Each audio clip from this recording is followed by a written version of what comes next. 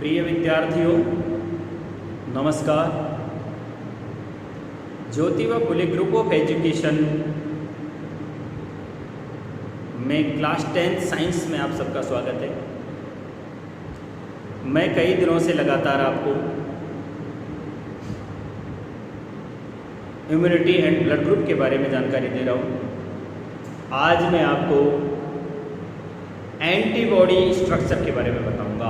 Structure of antibody से तात्पर्य है कि प्रतिरक्षी की संरचना। आपको बोर्ड पर प्रतिरक्षी का एक डायग्राम बना हुआ दिखाई दे रहा होगा। इस डायग्राम के अनुसार देखो, आपको चित्र में दिखाई दे रहा होगा कि जो प्रतिरक्षी है उसका आकार अंग्रेजी के Y अक्षर की तरह है। ये देखो, जिससे अंग्रेजी के कौन से अक्षर की तरह है? अंग्रेजी के Y अक्षर की बात है। ये 4 संरचनात्मक इकाइयों से मिलकर के बनी होती है। देखो 1, 2, 3 और 4 संरचनात्मक इकाइयां आपको दिखाई दे रही है।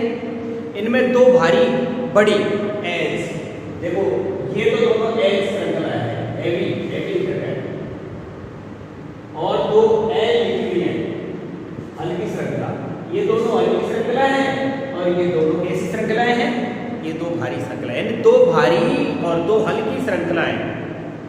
बड़ी श्रृंखला को एच से और छोटी श्रृंखला को एल पॉलीपेप्टाइड श्रृंखला के द्वारा बना करके बताया गया। एक भारी और एक हल्की श्रृंखला मिलकर के HL द्विलक, जिसको HL डिमर के नाम से जानते हैं। किस नाम से जानते हैं? HL dimmer. यानी एक भारी, ये तो हल्की हो गई, ये भारी हो गई, एक हल्की और एक भारी मिलकर के एक डिमर का निर्माण कर रहे हैं। तो इस तरह से द्विलक बना दिया। HL द्विलक 2 पॉलीपेप्टाइड श्रृंखलाओं के मिलने से बनता है। अगर मान लीजिए हम यूँ कहते हैं कि 2 द्विलक मिलकर के एक प्रतिरक्षी का निर्माण करते हैं, 2 द्विलक मिलकर के किसका निर्माण करते हैं? एक प्रतिरक्षी का निर्माण करते हैं। दूसरे शब्दों में अगर हम कह दें तो एक प्रतिरक्षी अणु 2 समरूपी अर्धांशों से मिलकर के बना होता है। एक प्रतिरक्षी अणु 2 समरूपी, एक समान रूप वाले अर्धांश, एक ये और एक ये, 2 समरूपी समान अर्धांशों से मिलकर के और क्या बनता है? एक प्रतिरक्षी का निर्माण होता है। दोनों अर्धांश आपस में डाइसल्फाइड बंधों के द्वारा संयोजित होते हैं। आपको दिखाई दे रहा होगा, मैंने लिखा है डाइसल्फाइड बंध, यानी एक डाइसल्फाइड बंध तो ये और एक डाइसल्फाइड बंध। इन दोनों डाइसल्फाइड बंधों के मिलने से ही एक प्रतिरक्षी का क्या हो जाता है? निर्माण हो जाता है। प्रत्येक अर्धांश एक H और एक L पॉलीपेप्टाइड श्रृंखलाओं से मिलकर के बना होता है। हर अर्धांश में पाई जाने वाली H और L श्रृंखलाओं को भी हम क्या कहते हैं? डाइसल्फाइड बंध के द्वारा जोड़ करके दिखाते हैं। इसको ये जोड़ रखा, इन दोनों को तो जोड़ ही रखा है, इसको भी इससे जोड़ रखा है, इसको भी इससे जोड़ रखा है। ये डाइसल्फाइड बंध है, ये सल्फर के बंध है। इन सल्फाइड बंधों से हमने एक L और एक H दोनों द्विलक को मिला करके एक तरफ का अर्धांश बनाया हुआ है। इधर किसी प्रकार से एक H और एक L मिलकर के एक अर्धांश बनाया हुआ है, और इन दोनों को भी हमने क्या कर रखा है? सल्फाइड बंध के द्वारा आपस में जोड़ रखा है। तो इस तरह से मिलकर के एक बन जाता है। हर अर्धांश में एक H और एक L श्रृंखलाओं को डाइसल्फाइड बंध के द्वारा जोड़ देते हैं। प्रत्येक भारी श्रृंखला 440 अमीनो अम्लों, यानी ये जो भारी श्रृंखला है इसमें 440 अमीनो अम्ल है, इसमें 220 अमीनो अम्ल। इसमें कितने अमीनो अम्ल होते हैं? 440 अमीनो अम्ल होते हैं। और जो हल्की श्रृंखला है उसमें कितने अमीनो अम्ल होते हैं? 220 अमीनो अम्ल।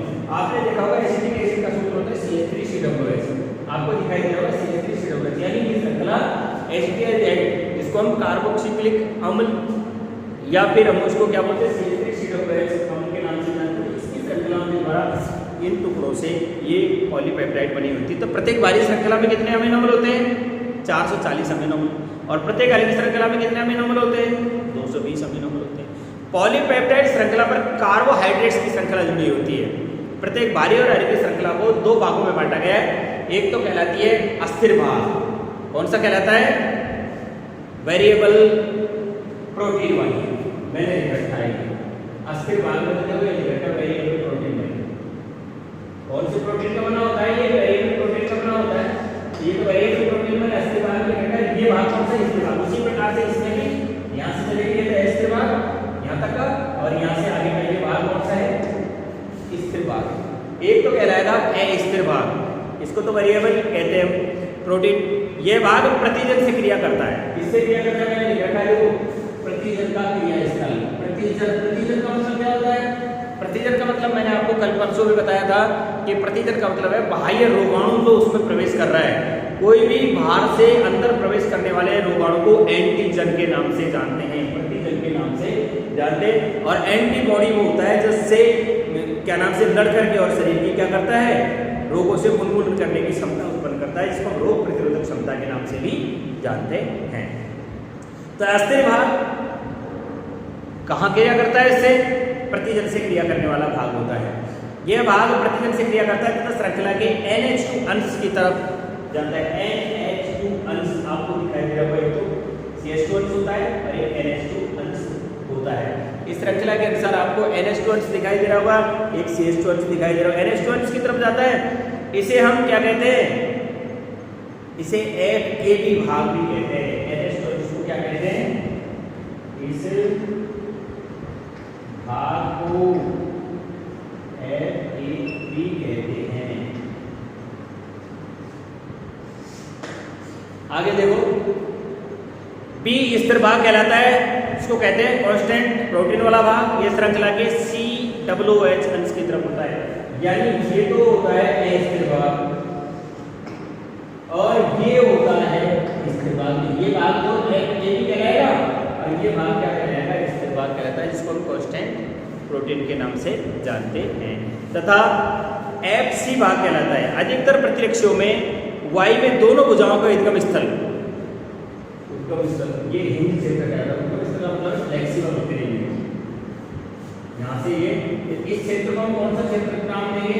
हिंज, कब्जे या हिंज। जैसे आपने देखा होगा दरवाजा घूमता है, तो दरवाजे में घूमने वाली जो जगह होती है जहाँ से हम दरवाजे को घुमाते हैं और कोर संधि जहाँ लगी रहती है, वो क्षेत्र क्या कहलाता है? हिंज कहलाता है। इसको हम कब्जे अथवा हिंज के नाम से जानते हैं। फिर एक बात देख लो कि प्रतिरक्षियों में दोनों भुजाओं के उद्गम स्थल कैसे होते हैं? लचीले होते हैं और इन्हें हिंज या कब्जे कहते हैं। लचीले होने के कारण हिंज प्रतिरक्षी के अस्थिर भाग को प्रतिजन के छोटे बड़े अणुओं को समाहित करके अभिक्रिया करने में मदद करता है। अगर आपके ऐसे समझ में नहीं आया है तो मैं आपको इसका थोड़ा डिटेल में लिखवा करके बोर्ड पे बता देता हूँ कि प्रतिरक्षी किस प्रकार के होते हैं। तो आप लिख लेंगे कि प्रतिरक्षी का आकार अंग्रेजी के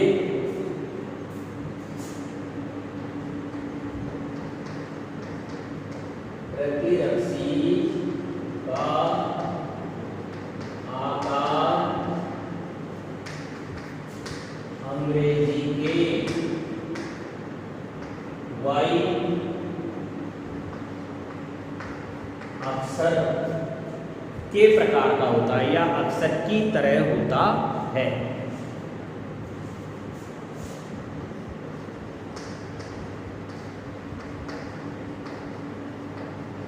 एक बात आ गई, प्रतिरक्षी का आकार कैसा होता है? प्रतिरक्षी का आकार अंग्रेजी के Y अक्षर की तरह होता है। एक बात, यह 4 संरचनात्मक इकाइयों से मिलकर के बना होता है। प्रतिरक्षी 4 संरचनात्मक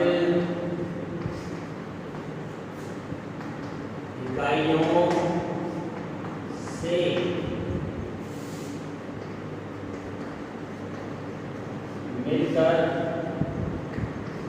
बना होता है। प्रतिरक्षी किससे मिलकर के बना होता है? 4 संरचनात्मक इकाइयों से मिलकर के बना होता है। इसमें 2 भारी बड़ी H और 2 हल्की छोटी। इसमें 2 भारी व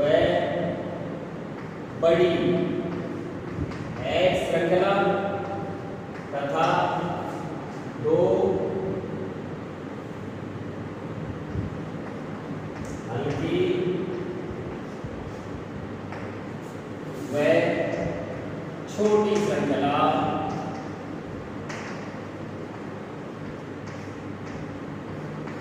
L होती हैं। 4 श्रृंखलाओं से मिलकर के बना होता है। 2 भारी H और 2 छोटी L होती है। एक भारी और एक हल्की श्रृंखला मिलकर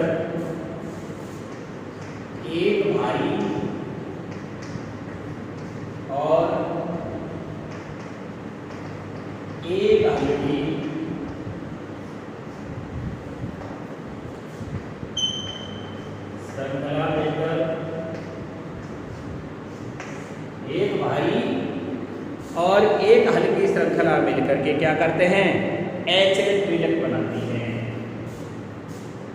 HL द्विलक का निर्माण करती है।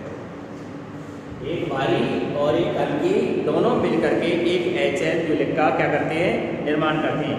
और दो द्विलक मिलकर के एक प्रतिरक्षी का निर्माण करते हैं। दो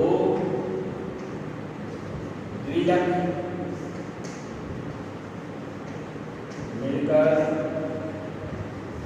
एक प्रतिरक्षी का निर्माण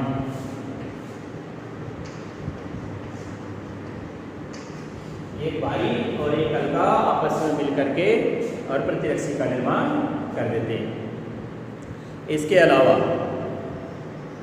दूसरे शब्दों में कहें तो एक प्रतिरक्षी अणु दो समरूपी अर्धांशों से मिलकर के बना होता है। एक प्रतिरक्षी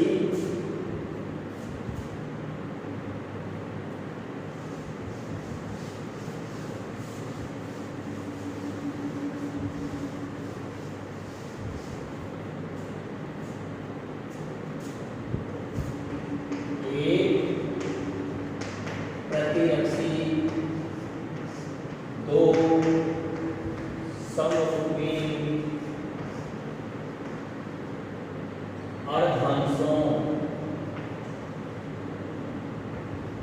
अर्धांशों से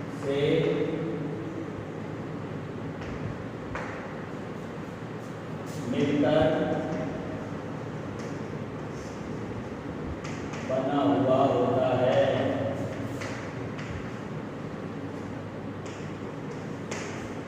एक प्रतिरक्षी तो समरूपी अर्धांश से मिलकर के बना हुआ होता है। इसके अलावा दोनों अर्धांश एक H और एक L पॉलीपेप्टाइड श्रृंखला से मिलकर बनते हैं। दोनों अर्धांश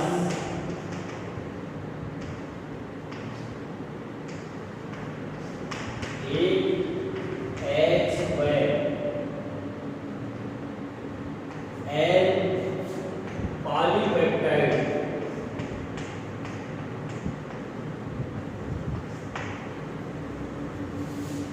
श्रृंखला से मिलकर बनते हैं। एक और H और एक L मिलकर के जो पॉलीपेप्टाइड श्रृंखला बनाते हैं उससे मिलकर के ये बना हुआ होता है। हर अर्धांश में पाए जाने वाले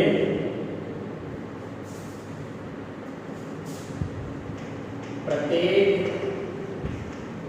अर्धांश के H व L सल्फाइड बंध द्वारा संयुक्त होते हैं। सल्फाइड बंध द्वारा संयोजित होते हैं। किसके द्वारा जुड़े हुए रहते हैं? H और L दोनों डाई सल्फाइड के द्वारा जुड़े हुए रहते हैं। बाह्य श्रृंखला में 440 अमीनो होते हैं।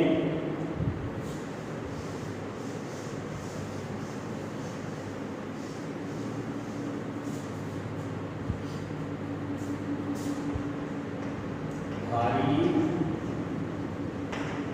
श्रृंखला में 440 अमीनो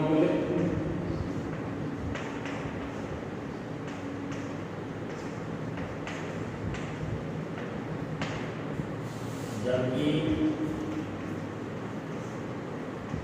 हल्की श्रृंखला में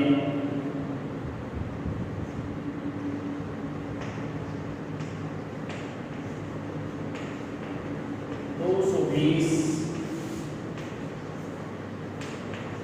अमीनो अम्ल होते हैं। भारी श्रृंखला में 440 अमीनो अम्ल होते हैं और हल्की श्रृंखला का 220 अमीनो अम्ल होते हैं। आधार पे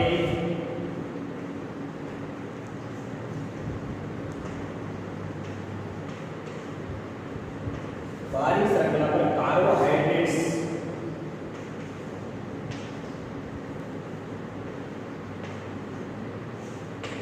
कौन सी चीज जुड़ी रहती है बाहरी श्रृंखला पर? तो कार्बोहाइड्रेट श्रृंखला जुड़ी होती है।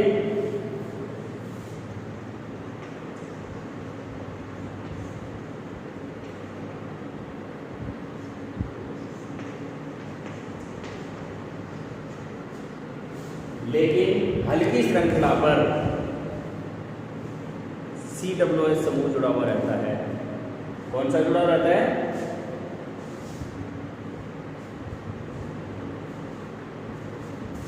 यानी देंगे भारी तथा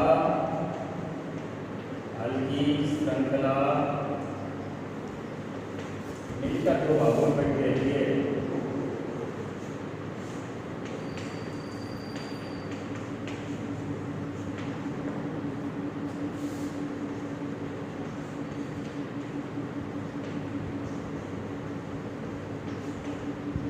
यहाँ तक की बात मैं आपको बता चुका हूँ कि अंग्रेजी के वाई प्रकार का अक्षर होता है। 4 संरचनात्मक इकाइयों से मिलकर के बनी होती है। इनमें एक H भारी होती है, एक L हल्की होती है। एक H और एक L मिलकर के एक द्विलक का निर्माण करते हैं। इसके अलावा मैंने आपको ये बताया अगर ये द्विलक आपस में एक प्रतिरक्षी के 2 समूह के अर्धांशों से मिलकर के बना हुआ है। दोनों अर्धांशों में H और L बाइसर्कुलर श्रृंखलाएं बनी हुई रहती है। प्रत्येक अर्धांश के H और L सल्फाइड बंधों के द्वारा आपस में आबंधित रहते हैं। बाहरी श्रृंखला 440 अमीनो अम्लों की होती है और हल्की श्रृंखला 220 अमीनो अम्लों की होती है। बाहरी श्रृंखला पर कार्बोहाइड्रेट श्रृंखला जुड़ी रहती है। भारी और हल्की श्रृंखलाएं मिलकर के 2 भागों में बटी हुई रहती है, जिसे एक को हम अस्थिर भाग कहते हैं और दूसरे को हम स्थिर भाग के नाम से जानते हैं। अब सबसे पहले एक तो अस्थिर भाग और एक स्थिर भाग।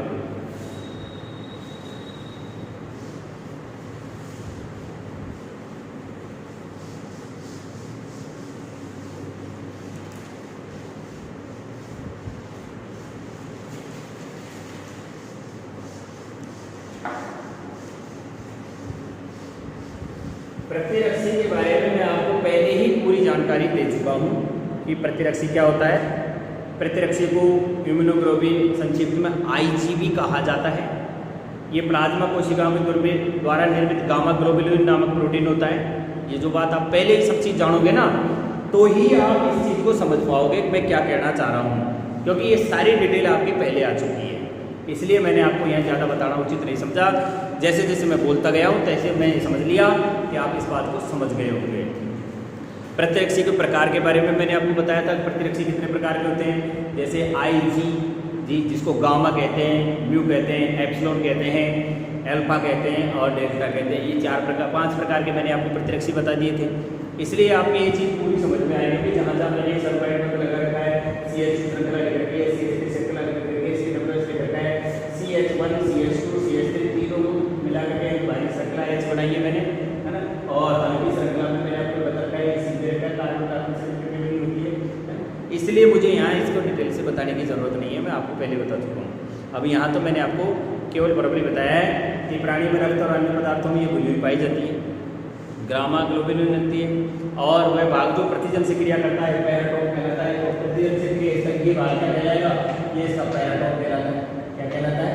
पैराटोम भाग। ये कल तक ही अपना खत्म हो गया था, इसलिए मैंने इसे रिपीट करना उचित नहीं समझा है पैराटोम। अब आपको इसके 2 भाग बताए थे मैंने आपको। कौन सा? एक तो वेरिएबल प्रोटीन वाला, एक होता है कांस्टेंट प्रोटीन वाला, जो दोनों के बारे में मैं आपको लिखवाना चाहूँगा। सबसे पहले अस्थिर भाग।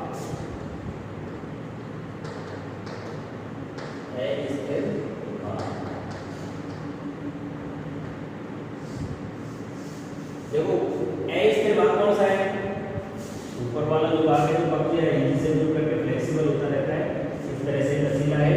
यहाँ से ये इस जगह से मुड़ जाता है, ये भाग लचीला भाग कहलाएगा। यहाँ से दोनों क्षेत्र क्या कहलाएंगे? पक्ष या हिंज कहलाते हैं। इसकी बात लिखेंगे। यह भाग प्रतिजन से क्रिया करता है। यह भाग प्रतिदिन से क्रिया करता है। यह भाग किससे क्रिया करता है? यह भाग प्रतिदिन से क्रिया करता है तथा श्रृंखला के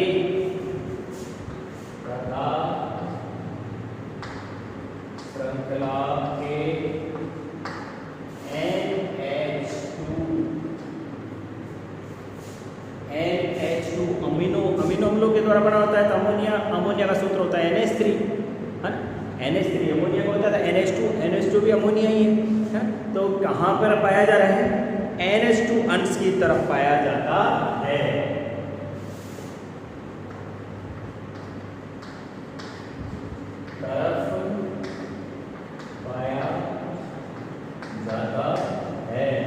और इसे मैंने लिख रखा है, इस भाग को क्या कहते हैं? इस भाग को FAB कहते हैं। यहाँ तक की बात मैं आपको पहले भी बता चुका हूँ। दूसरा भाग स्थिर भाग।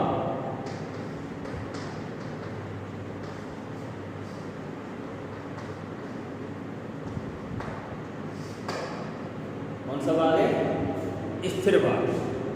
स्थिर भाग में देख लीजिए, स्थिर भाग कहाँ पाया जा रहा है? ये भाग श्रृंखला के CWH की तरफ होता है। यह भाग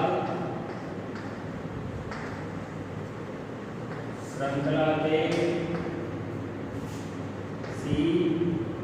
COOH अंश की तरफ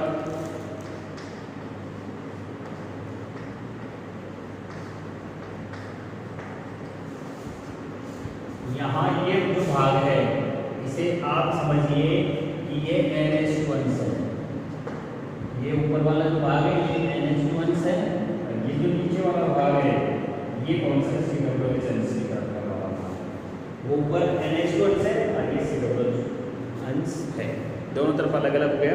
तो ये भाग कहाँ पाया जाए? COOH अंश की तरफ होता है। इसे क्या कहते हैं? FC भाग भी कहते हैं। इसे इसे FC भाग भी कहते हैं। इस प्रकार से मैंने आपको बताया कि दो प्रकार का होता है। कौन कौन सा? एक होता है जिसे हम FC भाग कहते हैं, और एक होता है जिसे हम क्या कहते हैं? FAB के नाम से जानते हैं। अब यहाँ पर एक प्रश्न बन रहा है, उसे मैं आपको लिखवा देता हूँ कि कब्जे या हिंज किसे कहते हैं।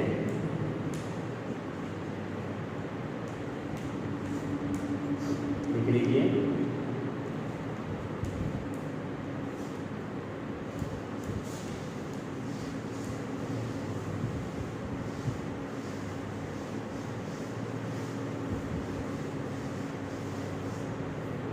प्रश्न बन गया हमारा, हिंज, कब्जे अथवा हिंज किसे कहते हैं?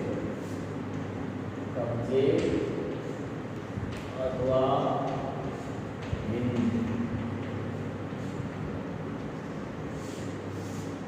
हम जानते हैं कि प्रतिरक्षी का आकार अंग्रेजी के कैसा होता है? वाई अक्षर की तरह होता है, और ये 4 संरचनात्मक इकाइयों से मिलकर के बना हुआ होता है। इनमें 2 भारी H और 2 हल्की L होते हैं। एक H और एक L, ये पॉलीपेप्टाइड की श्रृंखलाएं होती है। एक H और एक L मिलकर के एक HH डीमर का निर्माण करती हैं, जिसको हम HH द्विलक के नाम से जानते हैं। तो मैं ये कहना चाहूँगा कि प्रतिरक्षियों के वाई आकार में, प्रतिरक्षियों के वाई आकार में,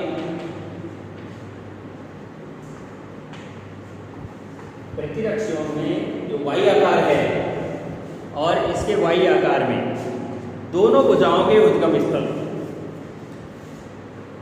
दोनों भुजाओं के उद्गम स्थल। प्रतिरक्षियों के वायु आकार में दोनों भुजाओं के उद्गम स्थल जहां से इन्हें कहेंगे, इसको उद्गम स्थल कहेंगे हम। ये इधर की तरफ जाते हैं दोनों भाग कैसे हैं, उद्गम स्थल हैं। तो कैसे होते हैं उद्गम स्थल, लचीले होते हैं,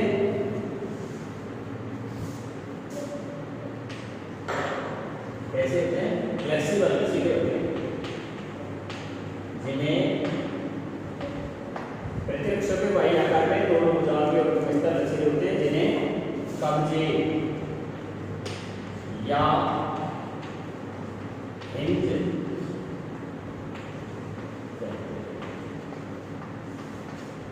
कब्जे या किस नाम से जानते हैं, हिंज के नाम से जानते हैं।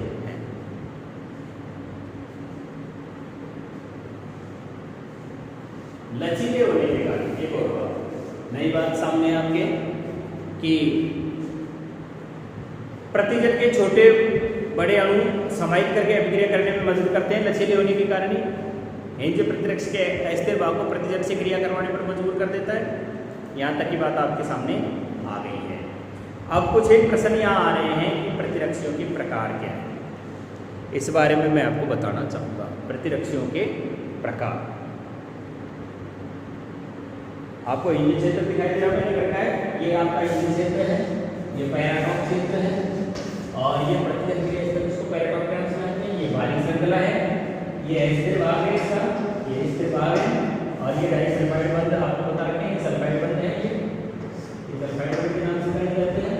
ये हल्की श्रृंखला है और ये भारी श्रृंखला है, और ये COOH समूह है, इधर को NH2, ये NH2 अंश वाला भाग है, और ये COOH अंश वाला भाग है। COOH अंश वाले भाग को हम HC के नाम से जानते हैं, और NH2 अंश वाले भाग को हम AB के नाम से जानते हैं। तो अब आप आ जाइए प्रतिरक्षियों के प्रकार पर कि प्रतिरक्षी कितने प्रकार के होते हैं। प्रतिरक्षियों के प्रकार के बारे में मैं आपको बताना चाहूँगा।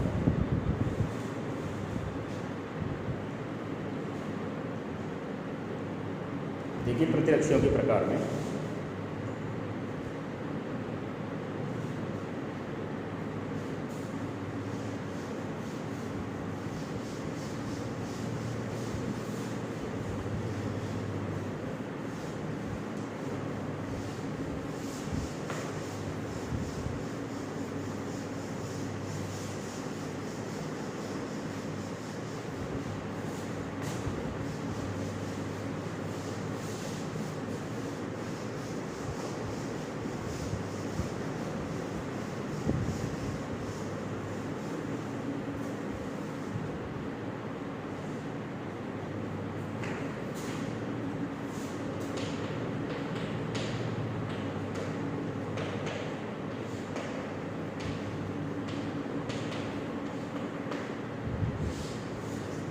प्रतिरक्षियों के प्रकार।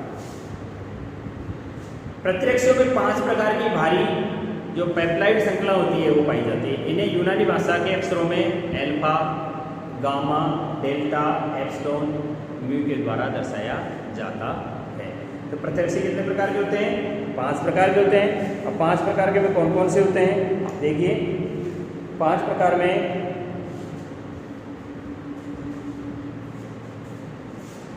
प्रतिरक्षियों में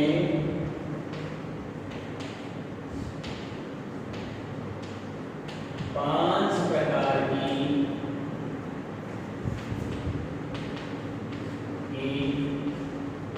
पॉलीपेप्टाइड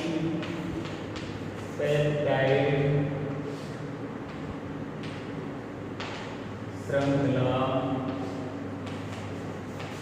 पाई जाती है। कितने प्रकार की? 5 प्रकार की पॉलीपेप्टाइड श्रृंखला पाई जाती है। इन्हें यूनानी भाषा के अक्षर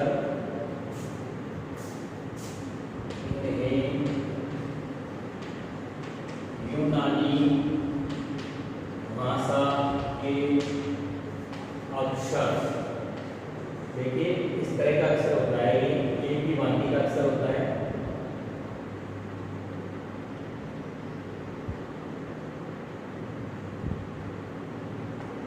इसका नाम क्या होता है? एल्फा। ALPH, क्या नाम होता है इसका? ALPH, इसे एल्फा के नाम से जानते हैं यूनानी भाषा के अक्षर एल्फा। इस तरह के वाई जैसी आकृति वाला होता है ना, इस तरह की इस आकृति वाले को हम बोलते हैं गामा। GAMMA, GAMMA, gamma. इसे GAMMA, गामा के नाम से जानते हैं। किस नाम से जानते हैं इसे? गामा। और बी की आकृति होती है, उसे हम किसके नाम से जानते हैं? बीटा के नाम से जानते हैं। और म्यू की आकृति होती है, इसे हम म्यू के नाम से जानते हैं। और इस तरह का एस आकृति होती है, इसे हम डेल्टा के नाम से जानते हैं। किस नाम से जानते हैं? Delta. DELTA, delta. DELTA, delta हो गया। ये एल्फा, ये गामा, ये डेल्टा। और इस तरह की आकृति जो होती है वो होती है mu. Alpha, gamma, delta, mu. और एक होता है जिसको हम कहते हैं एप्सिलॉन। किस नाम से जानते हैं इसे? एप्सिलॉन के नाम से जानते हैं। एप्सिलॉन में छोटा ई आकृति होता है ना, वैसा होता है वो। जैसे इस तरह की आकृति होती है, उसे हम एप्सिलॉन के नाम से जानते हैं।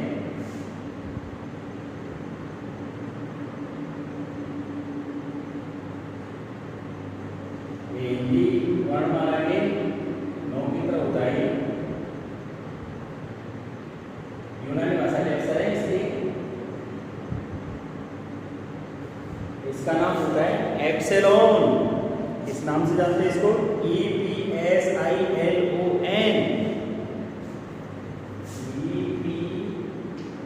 EPSILON, epsilon. किस नाम से जानते हैं इन्हें? एप्सिलॉन। EPSILON, एप्सिलॉन हो गए। आदि नामों से जाना जाता है।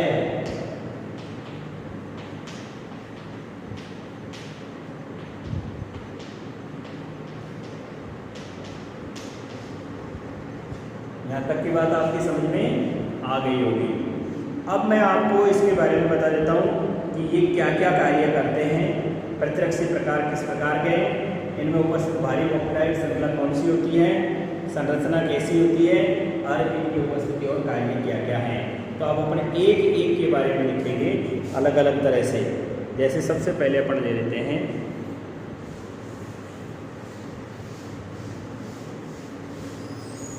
अल्फा, बीटा, गामा, एप्सिलॉन और डेल्टा के बारे में एक एक की संरचना करेंगे। तो सबसे पहले हम ले लेते हैं क्रम संख्या 1 पर IgG।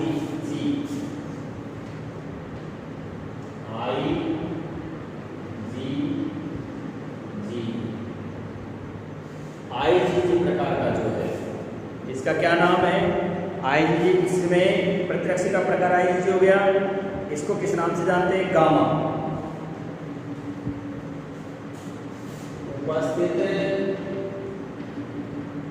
भारी पॉलीपेप्टाइड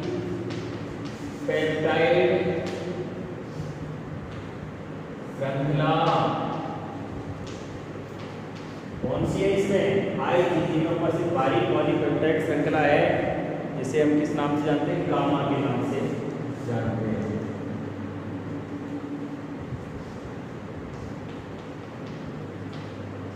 गामा, गामा श्रृंखला इसमें उपस्थित है और इसकी संरचना एक लकी होती है तथा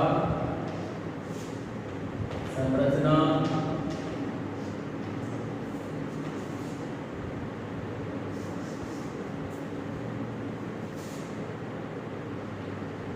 एक लकी होती है। कार्य क्या करता है?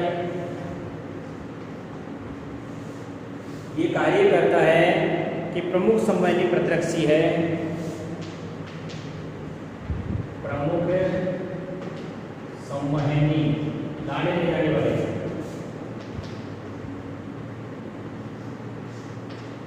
प्रमुख संवहनी प्रतिरक्षी है ये, जो रक्त और अन्य द्रवों में उपस्थित, जो रक्त एवं शरीर में विद्यमान अन्य द्रवों में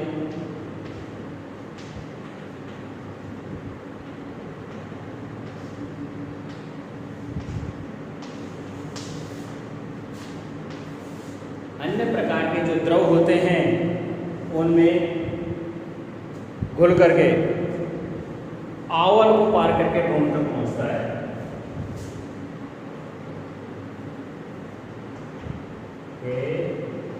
सहयोग से आवल का मतलब समझते होंगे आप, आवल को पार कर भ्रूण तक पहुंचता है। प्रश्न आ रहा है आवल, आवल का मतलब प्लेसेंटा होता है। प्लेसेंटा का मतलब नाभिनाल, जिसके द्वारा मनुष्य मादा के गर्भ में गर्भाशय से चिपका हुआ रहता है। उसे किस नाम से जानते हैं? उसे हम नाभिनाल के नाम से जानते हैं। आवल होता है ये प्लेसेंटा को पार करके और भ्रूण तक पहुंचने वाला था। आपसे एक बात पूछा जाता है, प्रमुख संवहनी प्रतिरक्षी का क्या नाम है? IgG। आवल को पार तक भ्रूण तक पहुंचने वाला प्रतिरक्षी कौन सा है? IgG। किसमें घुला हुआ रहता है? रक्त और शरीर में विद्यमान अन्य द्रव्यों में घुला हुआ रहता है और भ्रूण की सुरक्षा करने का काम करता है। किसका होता है ये? भारी वाली पेप्टाइड श्रृंखला का क्या नाम है? गामा। दूसरा आ गया म्यू, IgN।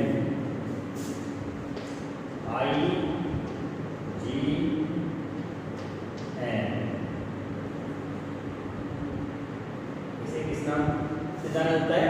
IgM के नाम से जाना जाता है। और इसके ऊपर उपस्थित भारी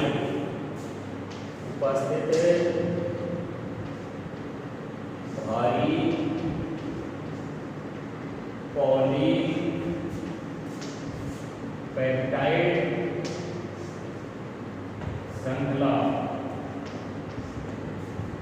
कौन सी होती है? एम। म्यू बना दो, उल्टा यू की आकृति होती है। कैसी आकृति होती है म्यू की? उल्टा यू की आकृति। म्यू बनाओगे तो ये म्यू हो गया। तो लिखने में जो लिखते म्यू तथा संरचना कैसी होती है इसकी? द्विलकी होती है कि एकलकी होती है? इसकी संरचना पंचलकी होती है। कैसी होती है संरचना? पंचलक प्रकार की।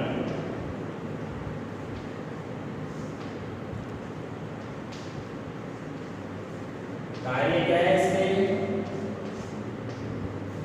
देखिए, जो म्यू है पंचलक प्रकार का होता है म्यू, और पंचलक प्रकार के में प्रतिजन की अनुक्रिया में उत्पादित प्रतिजन की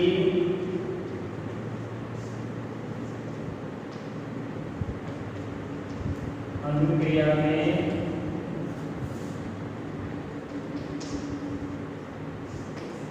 उत्पादित है प्रतिजन, यानी जो रोग के रोगाणु हैं उनसे क्रिया जब करता है ये, तो उसके प्रति जो प्रथम प्रकार का प्रतिरक्षी बनाता है उसमें इसका काम होता है। अनुक्रिया में उत्पादित प्रथम प्रकार का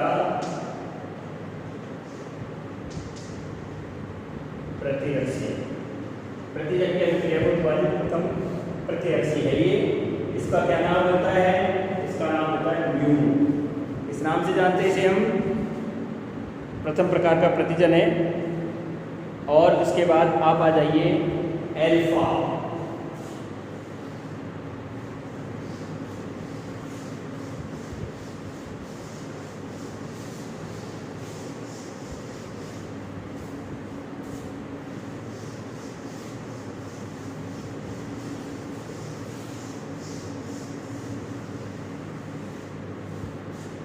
IgA प्रकार। तीसरे नंबर की प्रोटीन कौन सी है? IgA प्रकार की प्रोटीन है। IgA प्रकार की प्रोटीन में आप लिखेंगे ये संरचना में द्विलक भी होता है, एल्फा कहलाता है।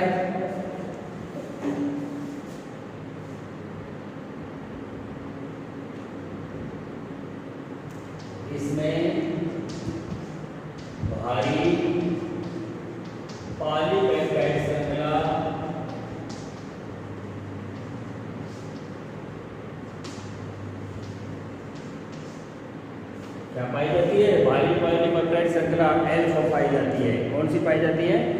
अल्फा। नाम हो गया अल्फा।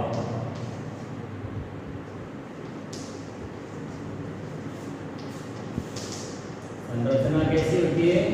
द्विलक होती है।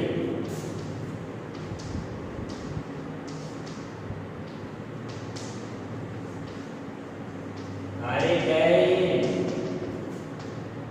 माँ का पहला गाढ़ा दूध होता है ना, इसको हम सीरम कहते हैं।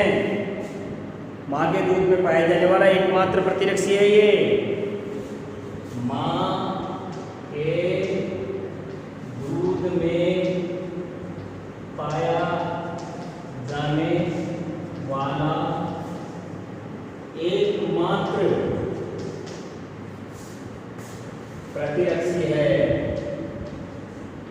इसीलिए तो कोई भी कठोर या मजबूत काम करने पर कह देता है, क्या आपने आपकी माँ का दूध पिया है?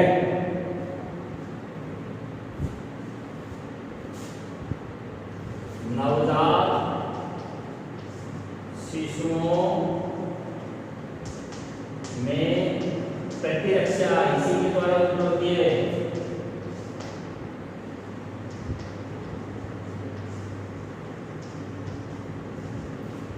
इसके अलावा लाल और आंसू में भी पाया जाता है।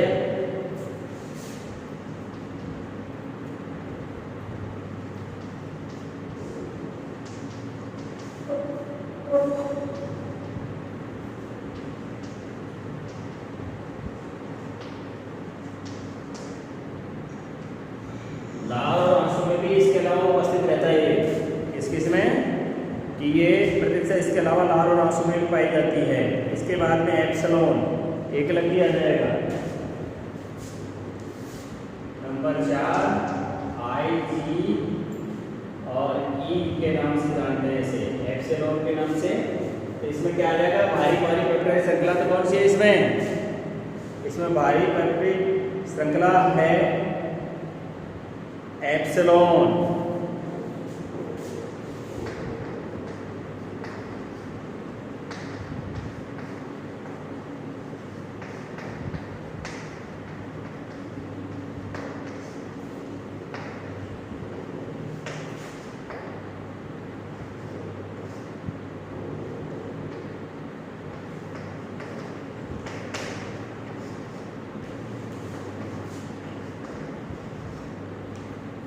संरचना कैसी होती है इसकी?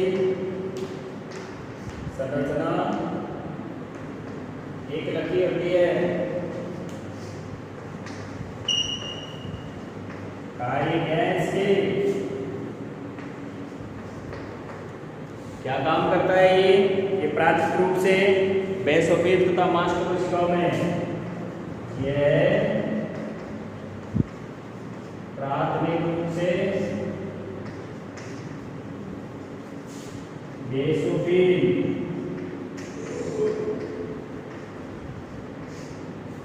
और मांस कोशिकाओं में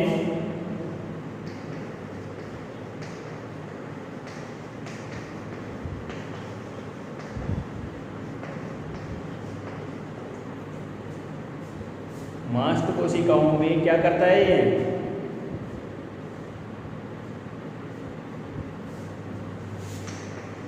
क्रिया करता है तथा एलर्जी रोग में हिस्सा लेता है।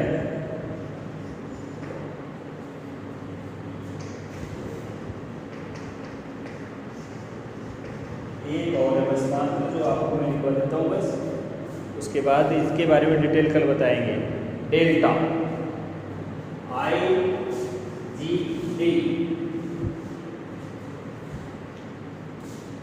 लिखने का काम आज हो गया। इसमें भारी पॉलीपेप्टाइड श्रृंखला कौन सी होती है? डेल्टा होती है।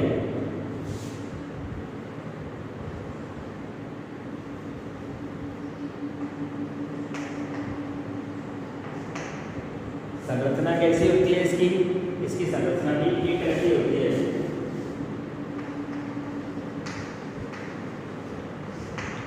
कार्य क्या करता है ये एक एंटी माइक्रोबियल कारक है।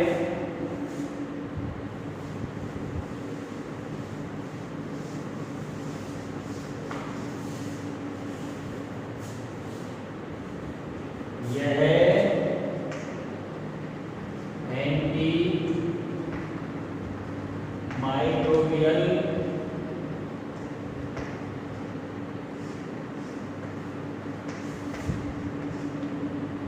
कार्य, माइक्रोबियल यानी बैक्टीरियाओं से लड़ने वाला।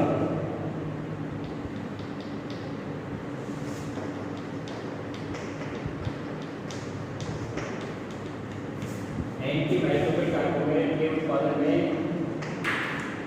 मदद करता है।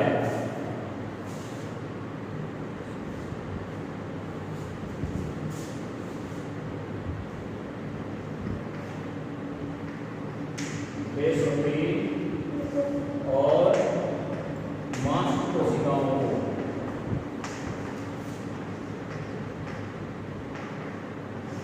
को सक्रिय करता है।